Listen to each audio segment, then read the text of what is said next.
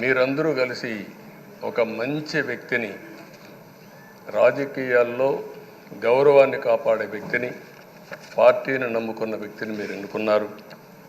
ఈరోజు మనందరం కూడా గుర్తుపెట్టుకోవాల్సింది, ఇక్కడికి వచ్చినప్పుడు అవతల పార్టీ వాళ్ళు మనం ఎగతాళి చేయాల్సిన అవసరం లేదు. ప్రజలు పనిష్మెంట్ ఇచ్చారు. ఇదే హౌస్లో నేను చూశాను. 23 సీట్లు మాకు వచ్చాయి. నేను బాధపడ్డాము. కానీ ప్రజాస్వామ్యాన్ని గౌరవించాలనే ఉద్దేశంతో ప్రజాస్వామ్యుతంగా పనిచేశాం.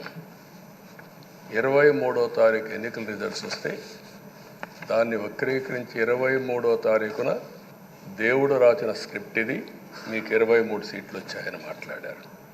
ఇప్పుడు నేను అడుగుతున్నా, కూటమికి 164 సీట్లు వచ్చాయి. 1, 6, 4 కూడుకుంటే 11 వస్తుంది. రాష్ట్రంలో దగ్గర 1631 రోజులు అమరావతి రైతాంగం ఆడబిడ్డలు ఉద్యమం చేశారు. ఆ 4 నెంబర్లు కలుపుకుంటే 1, 6, 3, 1 కలుపుకుంటే 11 వస్తుంది.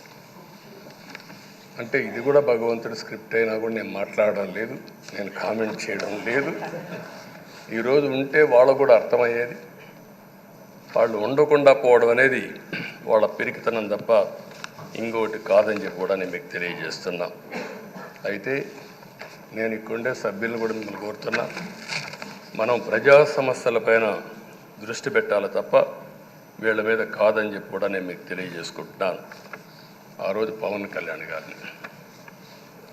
కళ్యాణ్ గారిని అసెంబ్లీ గేటు కూడా తాకనీయం అని పెద్ద డైలాగులు చెప్పారు. 21 సీట్లలో పోటీ చేసి 21 సీట్ని గెలిపించారు.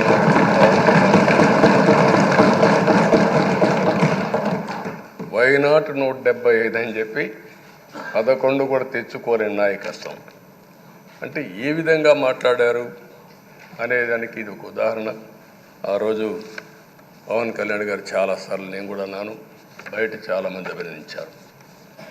ఎక్కడ తగ్గాలో తగ్గడం, ఎక్కడ గెలవాలనో గెలవడం నేర్చిన వ్యక్తి పవన్ కళ్యాణ్ గారు. ఈరోజు మనందరం కూడా గుర్తుపెట్టుకోవాల్సింది, రాజకీయాల్లో సుదీర్ఘమైన రాజకీయాల్లో ఉన్నాం. మొత్తం కలిసి 16వ సభ. మీ అందరికంటే సీనియర్ మోస్ట్ నేను. 8 + 1 9వసారి. అంటే 16 సభల్లో 16వ సభ 9 సభల్లో ఉన్నాను. అంటే అన్ని సభలను చూశాను. నా జీవితంలో ఎప్పుడూ చూడని సభ మొన్న జరిగిన సభ, 15వ శాసనసభ. కానీ ఇప్పుడు నేను కోరుకునేది మీ దగ్గర నుంచి, అది ఒక చెడు సభ కింద, ఒక కౌరవ సభ కింద మనం భావించాం. కానీ అత్యున్నతమైన సభగా 16వ శాసనసభని నిర్వహించే బాధ్యత మనందరిపైన ఉంది. గౌరవప్రదంగా నిర్వహించాలి. అదే సమయంలో ఇక్కడుండే ప్రతిపక్షాల దృష్టిలో పెట్టుకొని కాదు, 24 గంటలు మనం ప్రజలతో ఉండాలి. ప్రజాప్రభుత్వంగా ప్రజలకు జవాబుదారితనంగా ఉండాల్సిందిగా నేను మిమ్మల్ని అందరినీ కోరుకుంటున్నాను.